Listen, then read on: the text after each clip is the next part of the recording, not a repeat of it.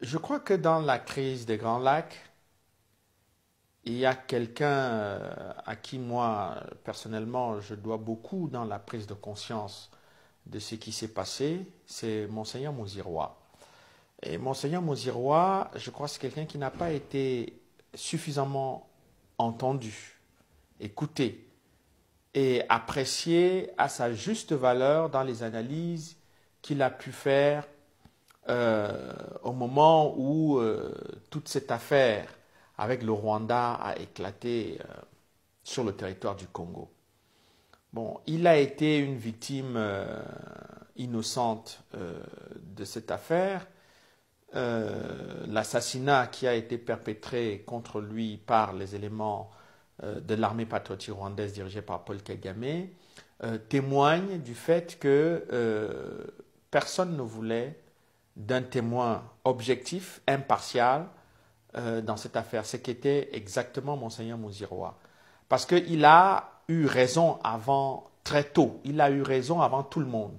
Quand il attirait l'attention des gens sur ce qu'était la vraie nature du FPR, que c'était un régime criminel qui était en train de s'installer au Rwanda, qui était d'une violence inouïe et qui avait porté sur le territoire congolais la brutalité, la violence qui était en quelque sorte son action naturelle au Rwanda et que cette action-là portée sur le territoire congolais s'était retournée contre des Congolais qui n'avaient absolument rien fait contre le Rwanda. Au contraire, pendant des années, les Congolais ont accueilli les Tutsis qui étaient venus, comme les Hutus aussi, qui avaient fui la guerre dans leur pays. D'abord les Tutsis en 1959, qui ont, à la suite de la révolution Hutu, donc la monarchie, les enfants de la monarchie et ceux qui ont hérité du système monarchique, qui ont quitté le Rwanda avec les événements de 59, se sont réfugiés sur le territoire congolais et ont été très bien accueillis par les Congolais. En 1994, lorsque cette fois les rebelles Tutsis prennent le pouvoir au Rwanda et chassent la majorité Hutu, les Hutus sont aussi très bien accueillis au Congo, même si sur le territoire congolais, ils vont être victimes de bombardements des camps de réfugiés par l'armée patriotique rwandaise. Donc, Monseigneur Mauzirois a attiré l'attention de beaucoup de gens. Il avait écrit au président Carter, il a écrit à divers responsables politiques occidentaux, il a attiré l'attention des organisations des droits de l'homme.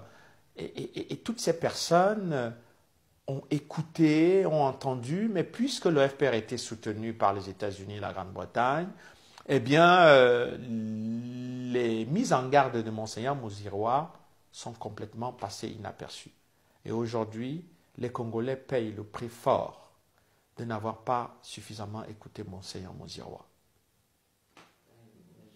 Les crimes commis contre les populations du Congo sont d'une horreur inqualifiable. C'est terrifiant de savoir ce qui s'est réellement passé au Congo.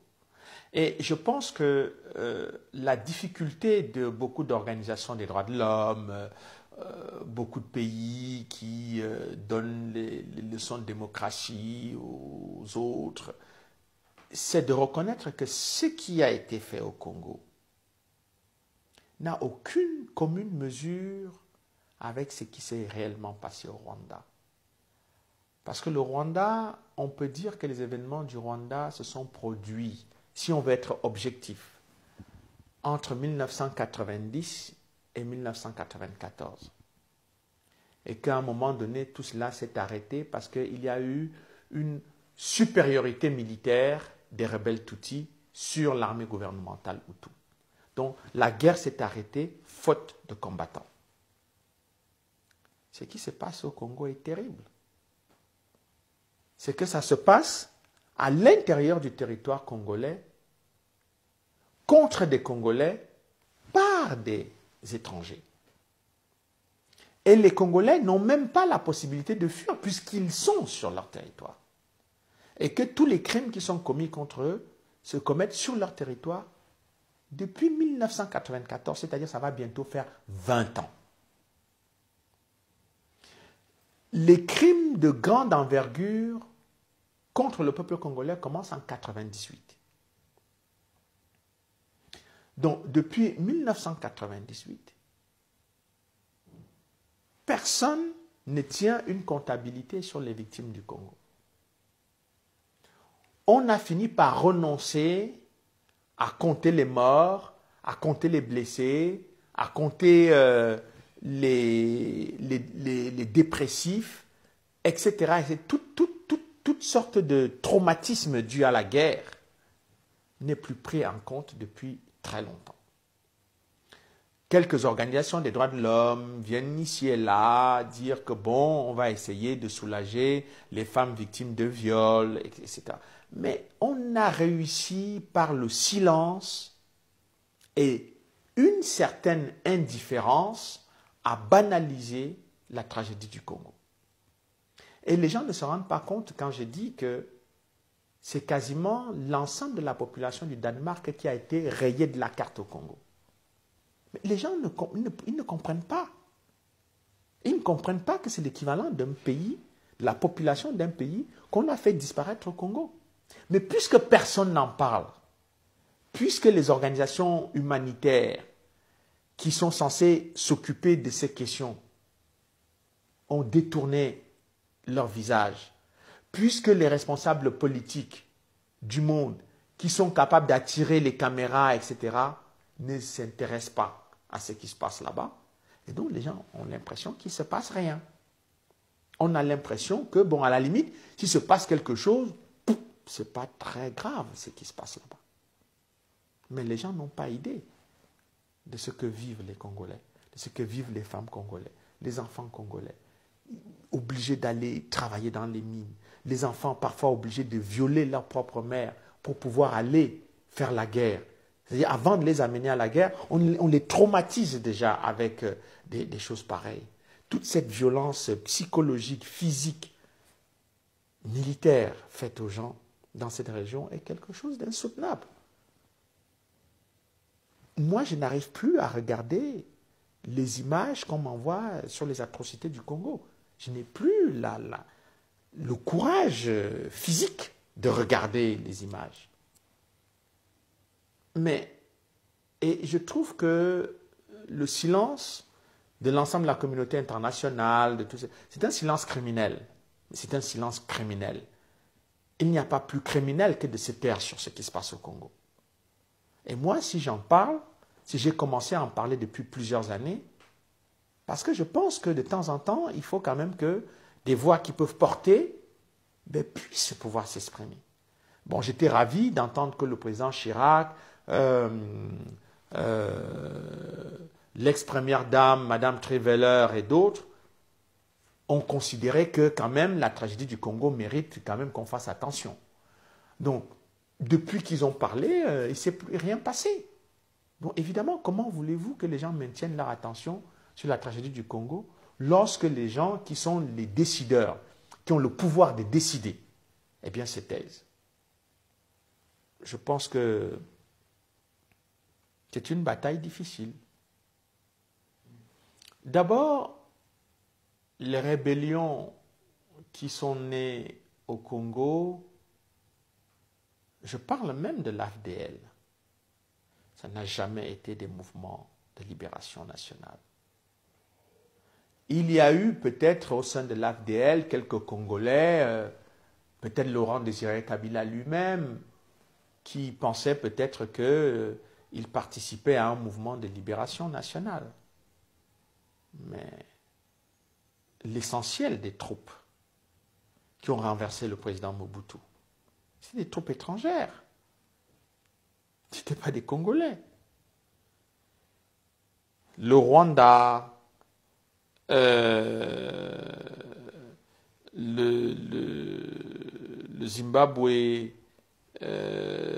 l'Angola, le Rwanda, l'Ouganda, l'Angola, et tous les pays qui ont participé à la guerre de 1997, la chute du maréchal Mobutu, sont des troupes étrangères. qui ont participé à ça. Donc la rébellion, l'AFDL, qu'on a amenée en disant que bon, c'était pour... L'AFDL n'avait pas, à lui tout seul, les moyens militaires, financiers, logistiques, d'arriver à Kinshasa et de renverser le président Mobutu. J'ai toujours pensé, et aujourd'hui j'en ai la preuve, c'est que la prise du contrôle du Congo par différents groupes de rebelles ou différentes rébellions, des multinationales, des États étrangers, la guerre contre les populations du Congo et contre le Congo a commencé en 1994. Très concrètement. Il n'y a qu'à voir la façon dont le FPR a pris le contrôle militaire du Rwanda en poussant les populations vers l'est du Congo, ne lui donnant pas le choix à cette population du Rwanda de fuir soit vers la Tanzanie, soit vers le Burundi, soit même vers l'Ouganda. Parce qu'en attaquant vers le nord et en prenant le pays en tenaille, eh bien, le Rwanda, l'armée patriotique rwandaise a poussé les troupes gouvernementales qui lui opposaient une résistance et l'ensemble des populations civiles vers l'est du Congo.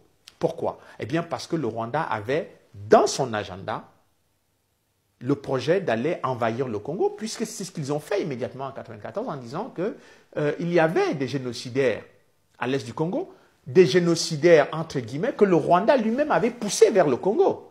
Donc, après les avoir poussés vers le Congo, les troupes de Paul Kagame se sont ensuite rendues sur le territoire congolais pour, soi-disant, aller les chercher.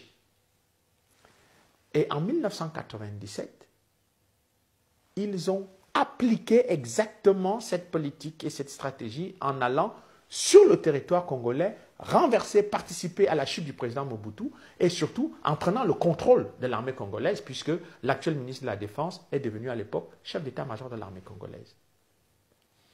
Donc il y a une suite logique, une stratégie précise dans la prise du pouvoir du FPR au Rwanda et la prise du contrôle du territoire congolais dès 1997 à la chute du maréchal Mobutu. Il n'y a pas de hasard à cela et surtout, on ne peut pas considérer ça comme un épiphénomène ou quelque chose. Non, tout a été, sur le plan militaire, quand on mène une bataille sur le plan militaire, si vous regardez simplement, et c'est ce que j'ai essayé de faire, regardant simplement le mouvement des troupes, vous comprenez quels sont les objectifs. Là, ce n'est pas la politique, ce n'est pas de la littérature. La façon dont les troupes se déplacent sur le terrain, on comprend qu'est-ce que ces troupes visent exactement. Et dans le cas de l'armée patriotique rwandaise visait la prise de contrôle du pouvoir à Kigali. Donc, ils ont renversé le président Habyarimana. Ils ont pris le pouvoir à Kigali. Une fois qu'ils ont pris le pouvoir à Kigali, ils ont décidé de passer à la deuxième étape qui était la prise de contrôle des richesses de l'Est du Congo. Et c'est exactement ce qu'ils ont fait dès 1997 avec Laurent Désiré Kabila. Mais Emma Bonino a été, je peux dire, aujourd'hui, avec déjà à l'époque ce que j'avais constaté, était d'un courage exceptionnel. Parce que c'était un commissaire européen, c'était un haut fonctionnaire de l'Union européenne qui a pris position dans un contexte où le Rwanda était considéré comme victime du génocide. C'est-à-dire au nom du génocide, entre guillemets, je mets toujours entre guillemets, puisque ce génocide n'est toujours pas prouvé par le tribunal pénal international. En tout cas, la planification du génocide n'est toujours pas prouvée 20 ans après par le tribunal pénal international. C'est pour ça que je mets ça entre guillemets on the brackets. Et donc, je veux dire tout simplement que Paul Kagame, lorsque Emma Bonino commence à pointer du doigt l'Ouganda et le Rwanda, il faut avoir un certain courage politique à ce moment-là, parce que c'est de ça dont il est question. Vous voyez deux pays qui essayent d'étrangler un autre pays qui est plus grand qu'eux, plus riche qu'eux. Et l'ensemble de la communauté internationale se tait. Deux choses. Ou bien l'ensemble de la communauté internationale est complice, ou bien c'est elle qui pousse ces gens à aller attaquer le pays qui est la RDC. Donc lorsqu'Emma Bonino réagit à cette invasion, à ces attaques contre le Congo, elle-même va être violemment attaquée au sein de l'Union européenne, comme on n'a jamais attaqué un haut responsable européen sur une crise humanitaire. Parce que là, il s'agissait d'une réaction face à une tragédie humaine. Et les attaques et les insultes sexistes et toutes sortes d'insultes, Emma Bonino va être obligée, d'abord, de supporter tout cela, deux, on va espérer qu'elle va se calmer. C'est-à-dire qu'elle ne va plus oser parler de Rwanda et de l'Ouganda. Mais parce que ces pays, deux pays, étaient soutenus par les États-Unis, la Grande-Bretagne et un certain nombre de multinationales qui avaient vocation à aller s'emparer des richesses du Congo en le faisant sous-traiter le trafic de ces richesses par le Rwanda et l'Ouganda. Et c'est exactement ce qui s'est passé. Bon, écoutez, en 2002, lorsque je publie Les secrets du génocide rwandais, notamment sur le rôle de Kagame dans l'attentat et sur l'action de l'armée patriotique rwandaise dirigée par le même Kagame sur le territoire congolais, je parle de Kagame et la guerre des diamants au Congo. Ça fait plus de 10 ans, ça fait 12 ans. À l'époque, mais les Congolais même ne croyaient pas que ce que Kagame était en train de faire au Congo, ce qui apparaissait comme une véritable stratégie de longue durée, d'occupation territoriale de longue durée de Kagame, était quelque chose qui allait s'inscrire effectivement dans le temps. Les Congolais eux-mêmes n'y croyaient pas. Et ils ne croyaient pas que, en dehors des diamants, c'est toutes les richesses de cette région, le coltan, l'or, le cobalt, tout ce qu'il y a comme richesse, la cassitérite, tous ces produits, ces minerais extrêmement précieux, rares, etc., le Rwanda venait s'installer durablement dans cette région pour piller ces richesses au profit des multinationales et c'est un certain nombre d'États occidentaux qui avaient besoin de ces richesses pour les nouvelles technologies, etc. Et donc, lorsque les rapports des Nations Unies ont commencé à se succéder et que les Congolais se sont rendus compte que plus les rapports des Nations Unies étaient publiés, moins la communauté internationale protestait ou moins elle réagissait à ces rapports, c'est-à-dire par exemple en demandant des sanctions contre le Rwanda, eh bien là, les Congolais ont commencé à se poser des questions. Mais comment est-ce possible que pour une petite occupation que l'Irak avait faite contre l'Arabie Saoudite, toute la communauté internationale s'est mobilisée avec des avions, des chars. On a dit que bon, on allait faire la guerre contre Saddam Hussein pour avoir violé le droit international, pour avoir osé attaquer l'Arabie Saoudite. Mais qu'est-ce qui explique que là, ce n'est pas qu'on suppose la présence militaire rwandaise est effective sur le territoire congolais, c'est-à-dire la violation du droit international est établie.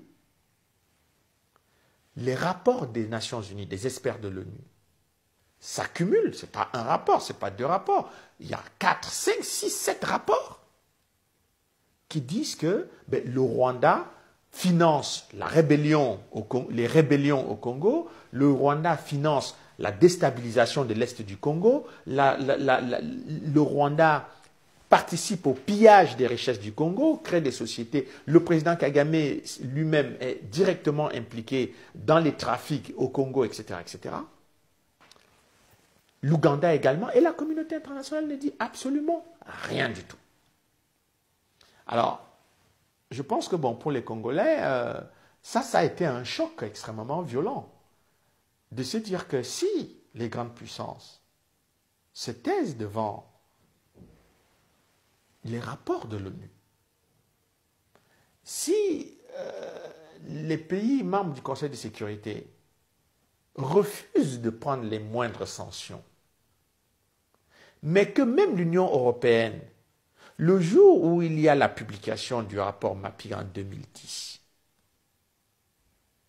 le lendemain, un ancien commissaire européen, M. Louis Michel, crée une association des amis du Rwanda le lendemain au sein du Parlement européen. Alors là, je crois que les Congolais ont compris que le mépris qui était fait contre eux dépassait toutes les limites.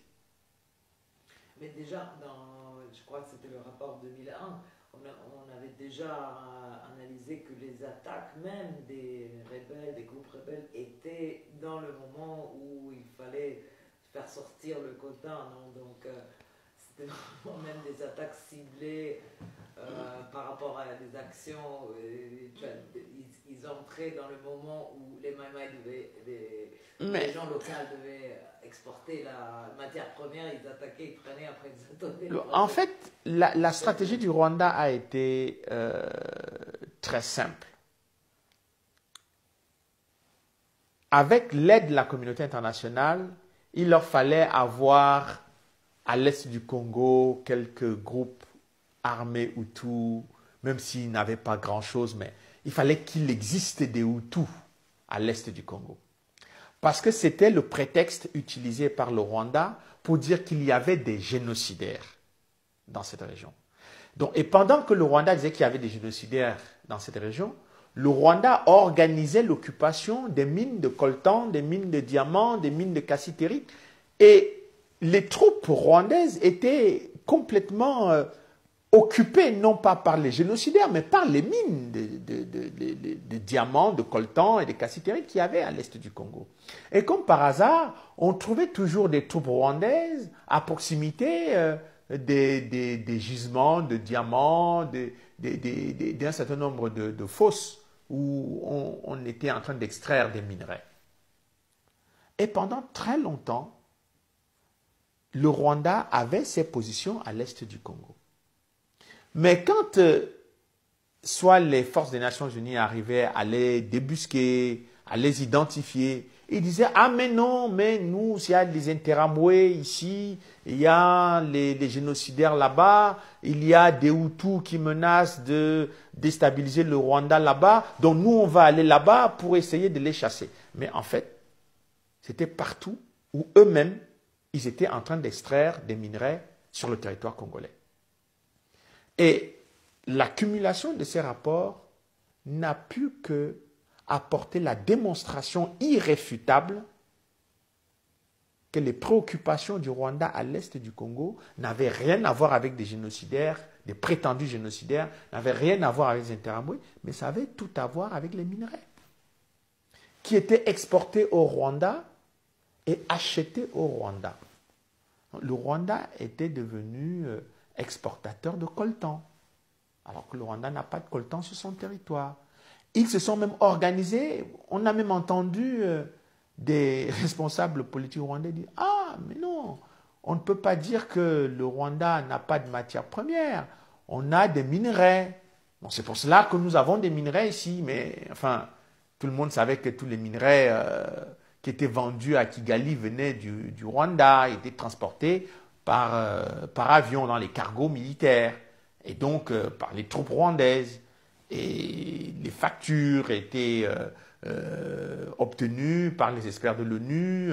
Moi-même, j'ai vu pas mal de documents attestant que ce sont les troupes rwandaises qui avaient le contrôle d'un certain nombre de comptoirs de diamants. Et parmi ces comptoirs de diamants, certains étaient complètement gérés par des très proches du président Kagame ou par des entreprises dans lesquelles le président Kagame lui-même était actionnaire.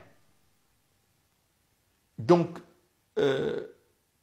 ce trafic de grande envergure m'a amené simplement à qualifier le Rwanda de sous-traitant du trafic des minerais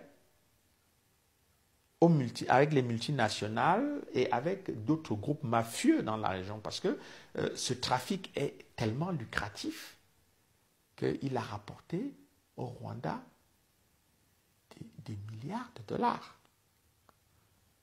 Au point qu'ils ont construit des hôtels au Rwanda, mais dont les gens disent « Ah, on a construit des hôtels au Rwanda », mais personne ne se pose la question de savoir quel est le niveau de vie moyen d'un Rwandais pour loger dans ces hôtels. Ce sont des hôtels qui ont été construits pour les trafiquants occidentaux et pour les multinationales qui participent au pillage et qui envoient régulièrement soit des négociants, soit des acheteurs. J'ai eu plusieurs discussions avec l'envoyé spécial de Bill Clinton, du président Clinton, Cynthia McKinney, qui a été parmi les premières personnes à fournir les preuves à Mme Safiatou Ndao, donc qui était la présidente de la commission des experts des Nations Unies pour le pillage, qui a été menacée de mort par le président Kagame, par ces hommes du président Kagame, les hommes de main du président Kagame. Donc certains ont fait une tentative de cambriolage dans le domicile de l'envoyé spécial du président Clinton, donc de Cynthia McKinney, à Atlanta. Parce que effectivement, elle avait les ordres de virement qui étaient envoyés de Kinshasa vers le Rwanda. Elle avait pas mal de documents bancaires qui attestaient effectivement que les mouvements de fonds qui étaient envoyés par des trafiquants ou d'autres multinationales aux sous-traitants rwandais à Kigali qui ramenaient du coltan ou des sacs de diamants de l'Est du Congo. Et donc, elle m'a expliqué effectivement que non seulement elle a été amenée à constater toutes ces affaires-là, mais qu'en plus de cela, lorsqu'elle a posé la question à l'époque, d'abord au président Clinton, puis à l'époque au président Bush lorsqu'elle était au Congrès, sur le fait que les États-Unis fermaient les yeux sur tout ce trafic, ben, il lui a été répondu qu'elle n'avait pas à se mêler de ce genre de choses, puisque en réalité, les États-Unis étaient contre le trafic international des minerais, et puis les États-Unis ne soutenaient pas tout ce trafic.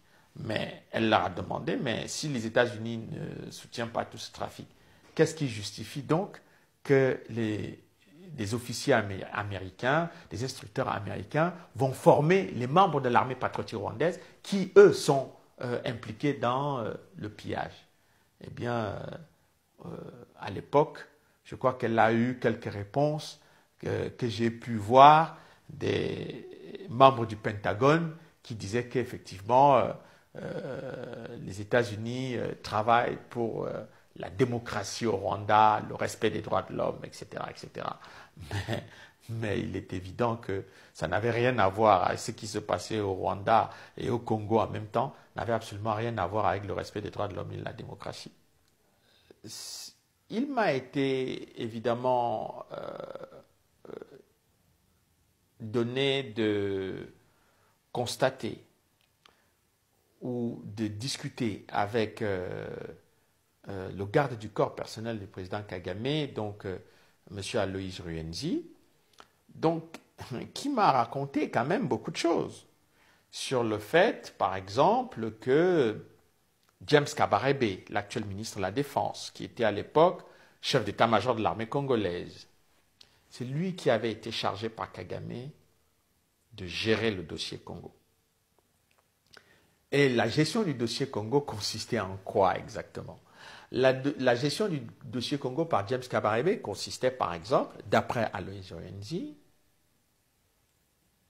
à utiliser des faux dollars inondé les faux dollars sur le marché de l'Est du Congo dans les histoires de trafic de coltan, de diamants. Le transport par cargo de sacs importants de diamants qui étaient, d'après le garde du corps de Kagame, accumulés dans la chambre de James Kabarebe et qui étaient envoyés directement à Kagame au Rwanda. C'est son garde du corps qui parle.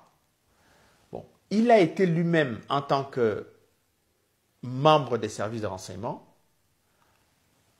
appelé à faire plusieurs missions à l'Est du Congo, où il a eu à rencontrer James Kabarebe plusieurs fois. Il est allé chez lui, déposer des ordres de mission de Kagame, reprendre des éléments là-bas d'information pour amener à Kagame au Rwanda. Donc, ce n'est pas quelqu'un qui était à la périphérie de l'information, il était au cœur de l'information. Et donc, ces éléments m'ont été également confirmés par d'autres personnes, parce que lorsque le RCD avait été créé par le Rwanda, bon, beaucoup de Congolais ont pensé effectivement que, bon, avoir le soutien du Rwanda peut permettre de renverser Laurent Désiré Kabila, etc., puisque Laurent Désiré Kabila lui-même avait renversé des anciens Mobutistes, parce que le RCD a été construit un peu avec certains anciens Mobutistes, mais aussi avec quelques Congolais qu'on voulait utiliser pour maquiller l'origine étrangère du RCD. Et donc, ces Congolais servaient en quelque sorte de caution de la congolité de ses membres à une rébellion qui était en fait créée de toutes pièces par le Rwanda et l'Ouganda. Et donc, finalement, au fur et à mesure que les membres du RCD prenaient leurs ordres à Kigali, fonctionnaient avec le Rwanda, ils se sont rendus compte très vite que l'ensemble du mouvement était noyauté par les éléments Tutsi de l'armée patriotique rwandaise, qui contrôlaient les services de renseignement, qui contrôlaient le commandement des opérations sur le terrain, qui commandaient quasiment, qui avaient le contrôle du mouvement. Donc, tous ces Congolais ont eu à me raconter leur expérience au sein du RCD et dans leur relation avec le Rwanda. Et par la suite, on constate également que les rébellions, celle-là c'est une rébellion congolaise, mais le Rwanda va fabriquer d'autres rébellions congolaises, par exemple comme celle de Laurent Nkunda, qui est contrôlée par le Rwanda, financée, soutenue militairement par le Rwanda, mais qui se présente comme une rébellion congolaise. Mais lorsque on va demander, par exemple à Laurent Nkunda, pourquoi, qui était déjà dans l'armée congolaise, mais pourquoi finalement vous vous révoltez, qu'est-ce qui se passe, est-ce que... Ils ne parleront jamais de problèmes inhérents au fonctionnement de l'armée, au fait par exemple que l'armée congolaise n'arrive pas à faire face à l'invasion du Congo ou au pillage des richesses du Congo par le Rwanda. Ils vont dire qu'ils ont des problèmes de droit en tant que minorité Tutsi à l'est du Congo. Il y a beaucoup de minorités à l'est du Congo. Mais aucune de ces minorités n'a pris les armes contre l'État congolais ou contre les populations congolaises pour revendiquer ses droits. La seule minorité qui a pris les armes contre l'État congolais et contre les populations congolaises, ce sont les rébellions Tutsi créées par le Rwanda. Le problème, c'est que tout cela, au nom du génocide de 1994 contre les Tutsis. Mais c'est absurde parce que les Congolais ne sont jamais allés au Rwanda pour faire un génocide. Donc, pourquoi les Congolais seraient victimes du pillage de leurs richesses, de massacres de population, d'attaques contre l'État congolais par ces groupes? Qui, de surcroît, il faut le dire, sont des groupes d'origine étrangère. J'ai été atterré quand j'ai découvert les rapports de M. Ado Ayello, les rapports qui étaient représentants spécial de l'Union européenne pour les Grands Lacs, les rapports de mission d'un certain nombre de fonctionnaires de l'Union européenne, les rapports confidentiels de certains responsables européens, qui, tous dans leurs rapports internes, disaient des choses qui n'étaient jamais dites dans les rapports officiels ou les rapports qui étaient rendus publics. Dans les rapports publics, on parlait uniquement que l'Est du Congo était perturbé, déstabilisé par des groupes armés qu'on ne savait pas identifier. Or, la plupart de ces groupes armés tournaient autour de l'armée patriotique rwandaise. Et ces groupes, dont un de ces groupes est le groupe qu'on a appelé les FDLR, qui était un groupe de Hutus, qui était venu au Rwanda à l'appel de Laurent Désiré Kabila, lorsque, en 1998, Paul Kagame a décidé d'envahir le Congo, militairement. Et donc, Laurent Désiré Kabila, le président donc, du Congo, sachant que les Hutus étaient persécutés dans leur pays par Paul Kagame, il les a recrutés pour prêter main forte à son armée et aider son armée à résister. Et ce sont ces gens qui vont toujours être pointés du doigt par l'Union européenne en disant voilà le danger de l'Est du Congo, ce sont les génocidaires de 1994, ce sont les FDLR, ce sont les Hutus. Mais personne ne voulait parler des troupes de Kagame qui étaient sur le territoire congolais et qui étaient clairement identifiées par les troupes des Nations Unies qui étaient sur place. Et donc, quand j'ai vu que les rapports internes de l'Union européenne reconnaissent qu'il y a une présence rwandaise dangereuse à l'est du Congo, que beaucoup de rapports de mission de M. Ado Ayello ou d'autres personnes disent clairement que bon, il y a un problème avec les troupes étrangères qui sont au Congo. Parce que si on dit qu'il y a des troupes étrangères au Congo, il faut identifier ces troupes étrangères. Elles viennent d'où? Mais personne ne veut citer le Rwanda de Paul Kagame dans cette histoire. Et j'observe que à l'intérieur de l'Union européenne, il y a des discussions autour de l'action du Rwanda au Congo.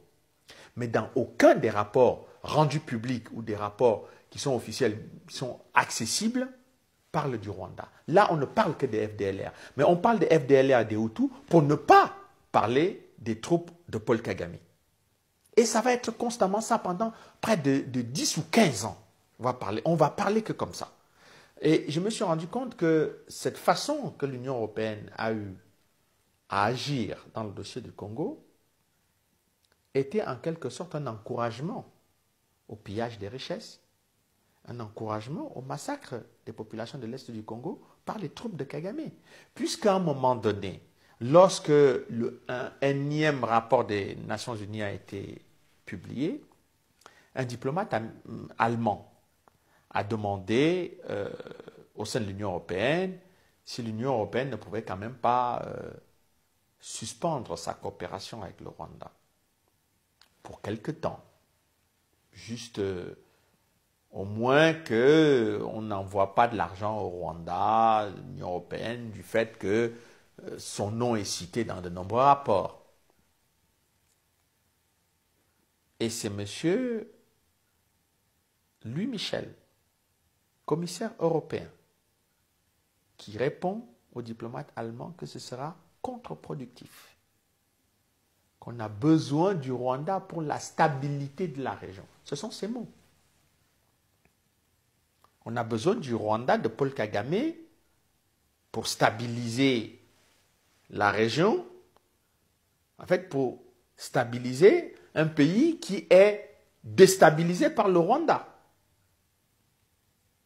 Non, j'ai trouvé que c'était d'un cynisme. L'armée congolaise, la construction d'une armée congolaise forte n'a jamais été à l'ordre du jour, ni sous Laurent Désiré Kabila, ni sous Joseph Kabila. Pour une raison très simple. Sous Laurent Désiré Kabila, on a dépouillé le Congo de tous ses éléments méritants, c'est-à-dire des officiers qui avaient été formés dans les grandes académies militaires en Europe, qui avaient un bagage et une expérience éprouvée. Tous ces gens ont été considérés comme des gens qu'il fallait écarter de l'armée nationale. C'était la politique qui était inaugurée effectivement par James Kabarebe, le chef d'état-major rwandais qui s'est retrouvé à la tête de l'armée congolaise. Mais pourquoi ils ont adopté cette position? C'était pour ne pas avoir de fortes têtes dans l'armée congolaise et des gens expérimentés. Donc, ils ont trouvé une méthode pour lessiver en quelque sorte l'armée congolaise en disant que tous ces officiers, tous ces gens qui ont appartenu à l'ancien régime de Mobutu étaient tous corrompus, etc. Bon, c'est vrai qu'il y avait des officiers qui étaient corrompus, mais tous les officiers de l'armée congolaise n'étaient pas des gens corrompus. Donc, en écartant comme ça d'un revers de main tous ces officiers, ils savaient très bien qu'ils allaient avoir affaire à des gens qui ont une certaine expérience et qui ont certainement à cœur la défense de leur pays et de leur territoire, du territoire national. Et donc, qui ne laisseraient pas le Rwanda faire n'importe quoi sur le territoire congolais. Donc, ils ont tout fait pour les éliminer et ils ont noyauté l'armée congolaise dès 1997 par des éléments de l'armée patriotique rwandaise, des gens qui étaient formés par l'armée patriotique rwandaise, donc qui étaient pour l'essentiel des Tutsis, donc qui noyautaient les services de renseignement extérieurs, la sécurité intérieure, et même au niveau de la sécurité présidentielle, il y avait des gens qui étaient plus ou moins fidèles à l'armée patriotique rwandaise, qui étaient des éléments de cette garde présidentielle. Donc, ce qui fait que ça n'a pas été très compliqué pour eux, finalement, de faire assassiner Laurent Désiré Kabila en 2001.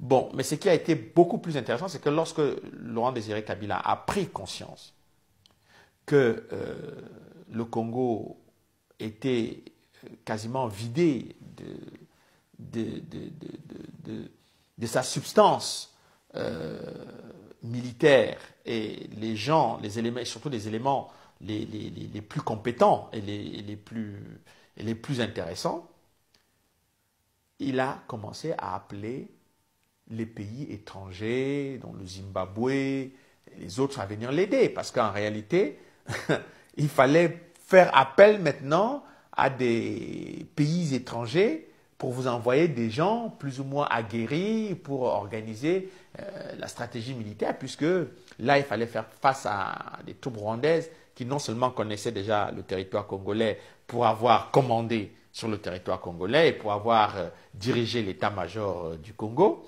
le cas du ministre James Kabarebe. Et puis, il fallait avoir, effectivement, il fallait faire face donc à des gens donc, qui connaissaient le Congo, et qui avaient la stratégie de l'occupation en même temps du territoire, et qui savaient comment occuper le territoire et pourquoi occuper le territoire. Et donc, Laurent Désiré Kabila s'est retrouvé complètement perdu. Et sa seule solution, sa seule issue était de recourir à des troupes étrangères pour venir à son secours. Bon, il n'a pas réussi, finalement, puisque le Zimbabwe, les troupes qui sont venues pour l'aider, entre guillemets, n'ont pas...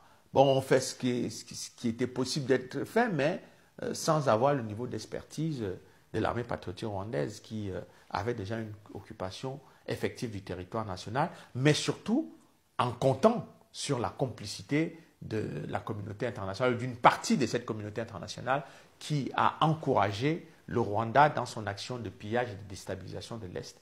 Et donc finalement, Laurent Désiré Kabila a été assassiné en 2001 et son successeur Joseph Kabila, il a fait pire.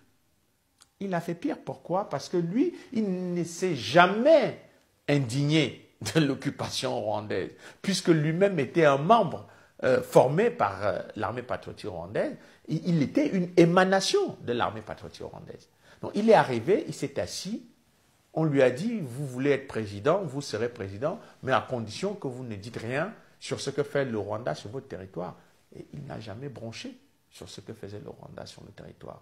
Et mieux que cela, lorsque l'Union européenne a dit que bon, on va faire ce qu'on appelle le brassage dans l'armée congolaise pour construire l'armée nationale, on va mélanger des bandits de grand chemin, des délinquants, une partie des gens qui ont fait des rébellions, etc.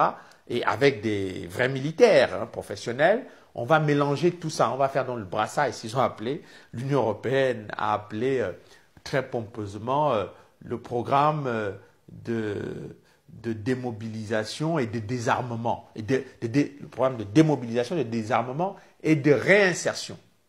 Bon, DDR, donc c'est un truc un peu pompeux qui donnait l'impression qu'on allait construire une armée nationale, mais au sein de l'Union européenne, les rapports d'experts internes ont dit c'est pas sérieux, puisqu'il y avait des gens comme Bosco Ntaganda qui est maintenant incarcéré à la Cour pénale internationale. Tous ces gens qui ont commis des massacres se retrouvaient dans la même armée avec des militaires professionnels. Donc, on a mélangé des criminels de guerre avec des gens qui n'avaient jamais tué personne, mais qui avaient été formés pour faire des voleurs, des gens qui avaient pillé dans les mines de diamants de coltan. Ils se sont retrouvés dans le programme DDR de l'Union européenne. C'était avec ça qu'on voulait former l'armée nationale au Congo. Mais évidemment qu'on ne pouvait pas réussir à former une armée nationale avec ça. Des gens qui défendaient des intérêts étrangers ou des États, ou des États étrangers ou d'un État étranger ou des multinationales qui se retrouvaient dans une armée congolaise pour faire quoi? Pour défendre le même État qui pille le Congo et pour empêcher l'invasion du même État qui les a formés.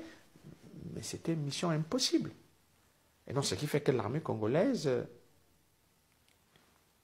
n'a jamais été construite ou reconstruite de toutes les façons depuis la chute du maréchal Mobutu. Bon, les militaires congolais, par exemple, qui ont voulu se réorganiser à Brazzaville, qui étaient en exil, mais on n'a jamais voulu accepter ces gens-là dans l'armée congolaise. Pourtant, ils avaient fait une demande explicite. Ils ont voulu réintégrer leur armée. Mais on ne voulait pas de ces gens-là. Parce que c'était des gens qui étaient des militaires chevronnés. Ils étaient en situation de créer une véritable armée congolaise avec une conscience nationale. Donc il ne fallait pas avoir ces gens-là. Il fallait maintenir ce magma de délinquants, de voleurs, de pilleurs, de criminels de guerre ensemble, avec quelques militaires. Il fallait maintenir ça pour donner l'impression à l'opinion internationale que l'Union européenne faisait quelque chose là-bas. Et c'est ça le grand cynisme de tout ce dossier. Moi, je le dis, je le dis, c'est pas uniquement le fruit, c'est à la fois mon analyse, mais c'est aussi une analyse fondée quand même sur les rapports internes de l'Union européenne, où certains experts ont dit quand même, nous dépensons des millions de dollars pour le DDR, mais ce programme, il n'est pas efficace. La preuve, c'est qu'il y avait de la délinquance au moment où il y avait les gens de DDR sur le terrain. On détroussait des Européens à Kinshasa, avec sous les yeux des gens qui ont été formés par le programme DDR. L'Est du Congo était pillé, alors que dans le même temps, il y avait la surveillance, entre guillemets, des gens qui sortaient du programme DDR. Mais c'était simplement ubuesque de voir ce qui se passait avec cette histoire d'armée nationale au Congo. Mais tout ça a été fait en réalité pour maintenir le Congo en situation d'infériorité militaire, de désorganisation politique et militaire, et qu'il n'y ait finalement pas la moindre capacité de défendre le territoire national et de défendre la souveraineté de l'État congolais. Je ne parle même pas des populations congolaises, puisque les populations congolaises ont été livrées, en quelque sorte, aux criminels de guerre de la région, aux chefs de guerre. Ce sont les chefs de guerre qui décident dans quel village on doit opérer pour punir des gens qui ne sont pas contents. Vous n'êtes pas content que le Rwanda occupe votre pays, on envoie une expédition punitive contre un village. Eh bien, c'est atroce ce que la communauté internationale a fait à l'est du Congo. Oui, non, le document avec William Perry est un scandale. Bon, William Perry écrit à Paul Kagame pour lui dire en gros, bon, il y a des prisonniers politiques, il y a des gens qui sont emprisonnés, bon, et puis il y a ces histoires avec le Congo. Bon, trouvez le moyen de régler ce problème-là pour que la communauté internationale ou les organisations des droits de l'homme ne s'indignent pas trop. Voilà en gros ce que dit William Perry. Mais quel est l'intérêt de dire ça à Paul Kagame? Une lettre écrite par pas n'importe qui. Un haut responsable américain qui est censé combattre les dictatures, ou combattre les violations des droits de l'homme, dont le pays est censé combattre les dictatures et les violations des droits de l'homme, mais qui encourage même Kagame à maintenir les gens en détention. Non, j'ai trouvé que c'était insupportable. Et c'est pour ça que j'ai publié ce document. Pour que les gens voient ce qu'un responsable américain peut dire à un dictateur qui est en fait leur protégé. Et une fois qu'on a lu ce document, on n'a plus de doute sur le fait que l'action de Kagame est encouragée par les États-Unis et par les hauts responsables américains.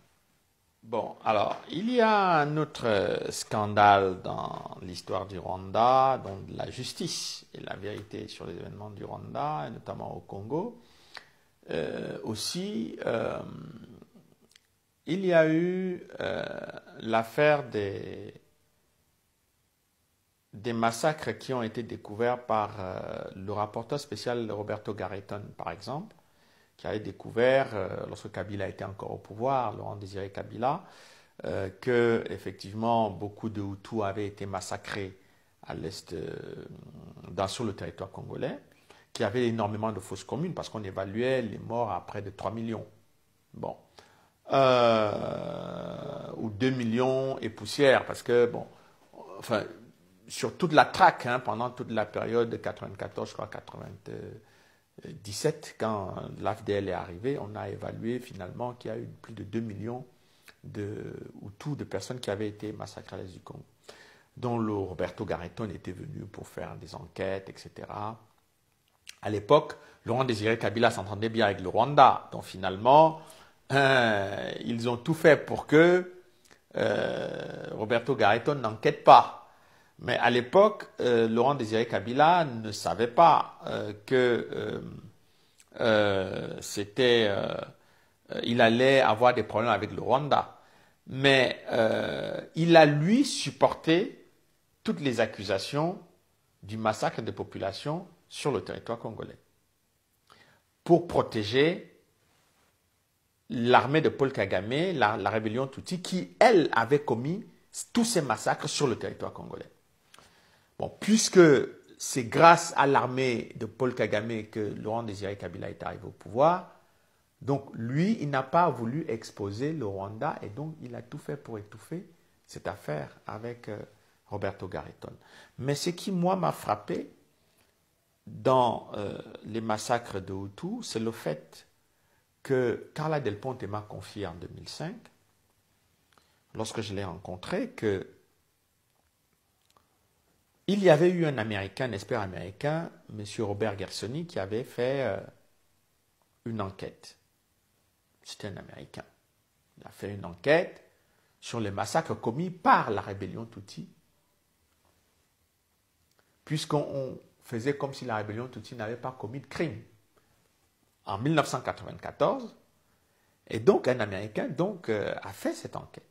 C'était une enquête officielle, donc qui était financée, je crois, par les Nations Unies. Et il se trouve que Carla Del Ponte a demandé aux Nations Unies de lui remettre le rapport de Robert Gersony pour qu'elle l'intègre dans les procès du tribunal pénal international pour le Rwanda. Les Nations Unies lui ont d'abord dit qu'il n'y avait pas d'enquête, qu'il n'y avait pas de rapport. Elle a insisté en disant que il fallait demander, elle a insisté en disant qu'il fallait absolument que les Nations Unies lui donnent ces documents. Les Nations Unies ont persisté à dire qu'il n'y avait pas d'enquête, qu'il fallait peut-être voir avec M. Gersony. Carla Del Ponte a demandé à Robert Gersony, est-ce que vous pouvez venir témoigner devant le tribunal sur les enquêtes que vous avez faites? Et ensuite, est-ce que vous avez les enquêtes, puisque les Nations Unies me disent qu'il n'y a pas d'enquête, qu'il n'y a pas de rapport? Robert Gersony a dit, j'ai le rapport, mais je ne peux pas vous le donner sans l'autorisation des Nations Unies, puisque c'est les Nations Unies qui m'ont envoyé pour faire cette enquête. Et Carla Del Ponte est allée voir Kofi Annan, d'après ce qu'elle m'a dit. Elle est allée voir Kofi Annan, elle a dit, bon, j'ai M. Gersony, il est prêt à venir témoigner, il est prêt à donner le rapport, mais c'est à vous de lui donner l'autorisation. Elle m'a dit explicitement que Kofi Annan lui a dit « niet ». Pas question de vous donner le rapport Gersony. Et donc finalement, Carla Del Ponte a dû se débrouiller par ses propres moyens pour consulter le rapport Gersony, sans avoir la possibilité de l'introduire dans les procès au tribunal pénal international pour juger à la fois les Hutus et les Tutsis qui ont commis les crimes. Donc, le tribunal, depuis cette période, a continué à poursuivre uniquement les Hutus, mais pas les membres de la rébellion Tutsi qui avaient aussi commis des crimes contre l'humanité et peut-être aussi un génocide. L'histoire du Rwanda a été préécrite par la communauté internationale, qui a considéré qu'il n'y a qu'un seul groupe de victimes au Rwanda, les Tutsis. Punto. Donc, quand la communauté internationale a dit ça, le tribunal pénal international pour le Rwanda a décidé de poursuivre uniquement les Hutus, qui seraient responsables du génocide des Tutsis. Mais ils ont oublié un détail. C'est que lorsque vous parlez d'un génocide, il faut le prouver. Lorsque vous dites qu'il y a eu préparation, planification, etc., on l'a répété 100 fois qu'il y a eu préparation, une préparation minutieuse, etc., une planification, etc. Bon, je pose trois questions.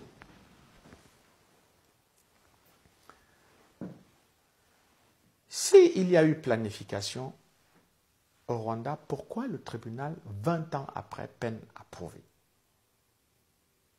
Alors que le procureur a eu, tous les procureurs qui sont succédés à Arusha ont eu accès à toutes sortes de témoignages, à tous les documents possibles et imaginables. Comment se fait-il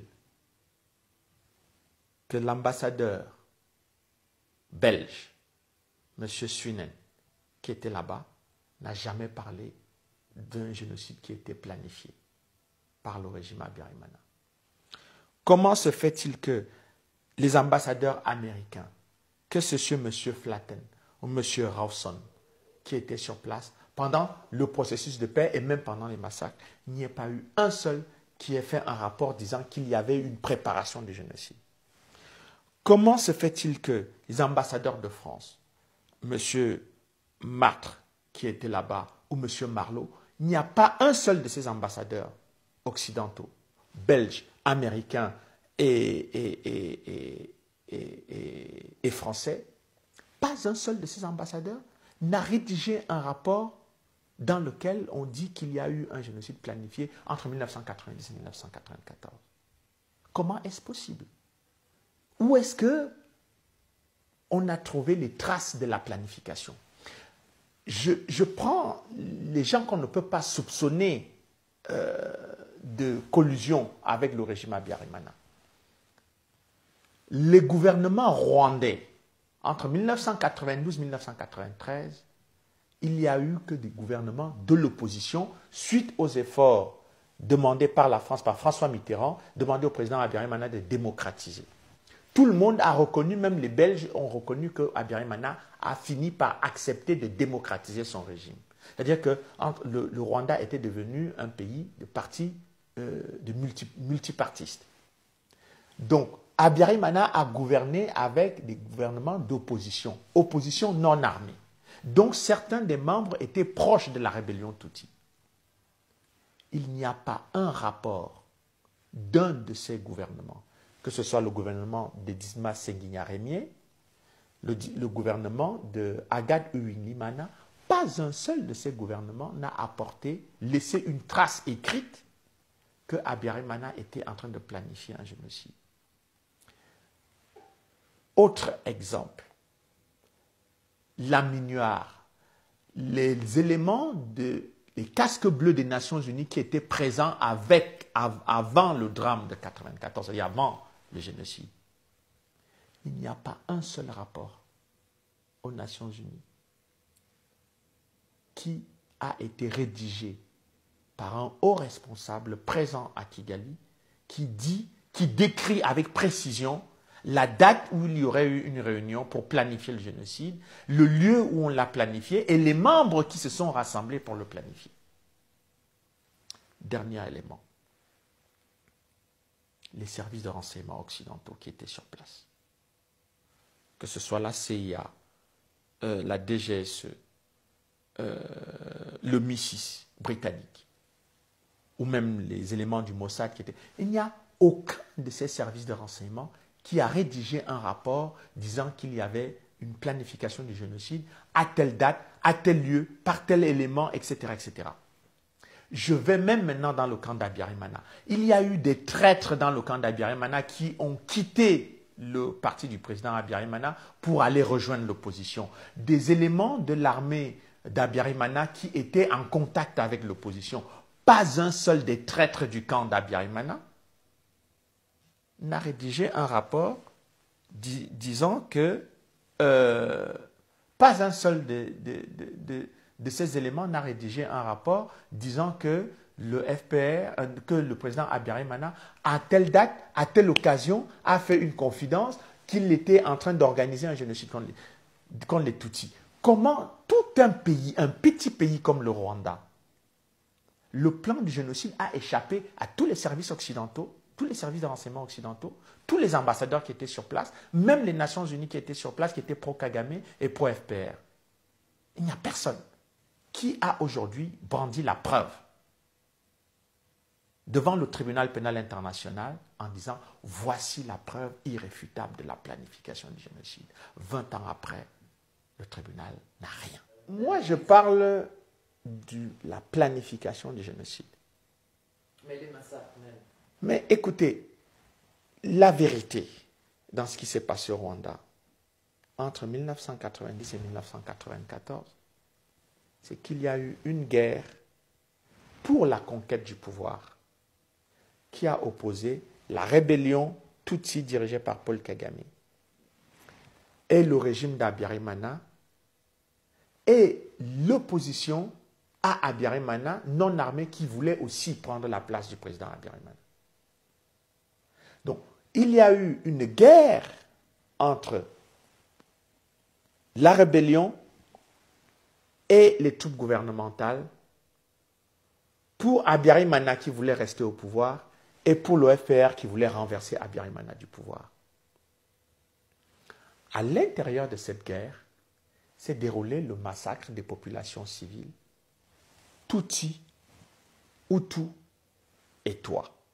C'est-à-dire que toutes les franges de la société rwandaise ont été massacrées par ceux qui les considéraient comme leurs adversaires. Les Hutus qui considéraient les Tutsis comme leurs adversaires les ont massacrés. Et les rebelles Tutsis qui considéraient les Hutus comme leurs adversaires les ont massacrés. Mais comme, au lieu d'examiner cette réalité, on a commencé par prendre le mot génocide, on a plaqué. Et tout le monde s'est mis à courir derrière le terme de génocide. Moi, je ne suis focalisé ni sur le génocide des Hutus, ni sur le génocide des Tutsis. Ce qui m'intéresse, ce n'est pas le fait qu'on utilise génocide. Pour moi, si on tue une personne, c'est aussi important que si on en tue 1 million. Mais je ne peux pas, sous prétexte que la communauté internationale dit il y a génocide, et moi je me mets à suivre ce mot comme les moutons, comme un mouton, sans examiner. Quand on fait un travail de recherche, on doit examiner, et on doit apporter les preuves. Il y a des gens qui ont été accusés de génocide, qui ont passé 11 ans, d'autres 13 ans de prison à Arusha. Ils ont été acquittés. Qu'est-ce qu'on fait des 11 ans qu'ils ont passés pour rien?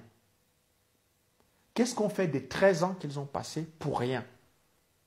Leur nom a été sali. Ils ont eu droit à l'humiliation. Leurs familles ont souffert de leur absence. Eux-mêmes ont été traumatisés par la prison. Le tribunal pénal international n'a rien prévu pour indemniser ces gens. Il n'y a aucune possibilité, aucun recours possible pour que ces gens soient réhabilités ou même qu'ils puissent bénéficier d'une petite indemnité pour les aider à recommencer la vie. C'est plus grave encore que cela. Beaucoup sont encore à Arusha aujourd'hui. Après avoir été acquittés, ils n'ont pas le droit de rejoindre leur famille. Parce qu'on continue d'avoir des pressions sur le gouvernement français, sur le gouvernement belge, sur le gouvernement canadien, parce qu'on dit que ces gens-là sont des génocidaires. Ils ont été acquittés par le tribunal pénal international, mais ils sont toujours considérés comme des génocidaires. Mais enfin, qu'est-ce que c'est que ça? Quelle justice quel exemple la communauté internationale ou le droit international donne avec ce truc un peu minable là? C'est quoi ça? Quel exemple on donne aux enfants? Ils vont étudier le droit international avec ça? Ils vont étudier la justice internationale avec cette façon de faire là? Ils vont considérer qu'on respecte les droits de l'homme ou que les droits de l'homme ont de la valeur avec cette façon de procéder? Moi, je ne crois pas. Et je n'ai certainement pas l'intention d'amener mes enfants à lire des ouvrages ou des choses qui sont écrites, qui sont aussi injustes, aussi malhonnêtes, et surtout d'un tel mépris pour les êtres humains. Je ne peux pas amener mes enfants à lire ce genre de choses et tous les jeunes que je verrai regarder le dossier du Rwanda sous l'œil de la propagande internationale, je les déconseillerais. Je leur dirais que c'est un mensonge et je leur apporterai la preuve par A plus B que c'est un mensonge. Et que ce mensonge-là, il déshonore la communauté internationale, il déshonore les organisations des droits de l'homme qui, c'est étrange, sont très vigoureuses quand il faut aller arrêter les génocidaires, les gens qui ont planifié, organisé le génocide. Mais quand les gars ils sont acquittés 11 ans après, sans aucune preuve qu'ils ont participé au massacre, Aucune des organisations internationales ne se bat des droits de l'homme pour que ces gens rejoignent leur famille 11 ans après leur arrestation arbitraire. Il n'y a personne. Les médias qui fanfaronnaient en disant celui-là, il est le cerveau du génocide, mais il est acquitté par le tribunal. Mais on n'a même pas le courage de dire finalement, on a accusé ce monsieur pour rien. Ça prend même pas une minute d'écrire ça. Et on veut que c'est ça que nos enfants étudient à l'école. On veut que ce soit ça que nos enfants prennent pour exemple de respect des droits de l'homme. On veut que ce soit ça qui soit enseigné dans les grandes écoles de droit international comme modèle de défense des droits de l'homme. C'est honteux. C'est honteux pour nous tous de voir ça. Mais moi, je ne peux pas regarder ça sans rien dire. C'est pour cela que j'ai écrit et que j'ai parlé. Bon, il faut faire une différence dans le problème Hutu-Tutsi.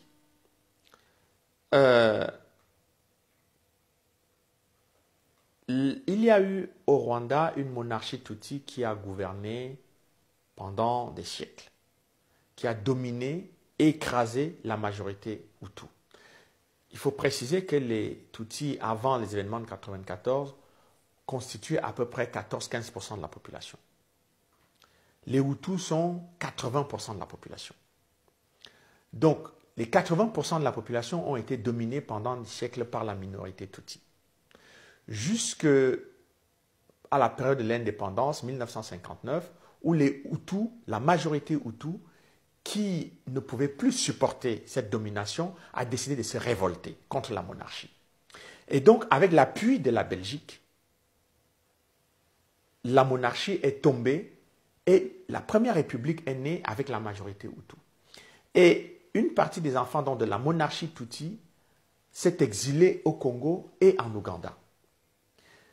Ce sont ces enfants de cette monarchie ou des membres de la minorité Tutsi qui reviennent donc en 1994 pour faire la contre-révolution, c'est-à-dire pour reprendre le pouvoir que leurs parents avaient perdu en 1959. Et donc, entre-temps, il y a au Rwanda,